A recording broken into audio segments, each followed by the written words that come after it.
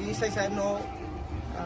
કહીએ છીએ કે અમારો ગામમાં જે દારૂ ચાલુ છે એ દારૂ બંધ થાય એના માટે અમે રજૂઆત કરી છે અને અમને સોનેરા સાહેબે જવાબદારી સોંપી છે કે અમે સંતોષ જવાબ આપ્યો છે અને અમે પૂરેપૂરો કોશિશ કરીને દારૂ વડોદરા ગામમાં બંધ કરાવીશું.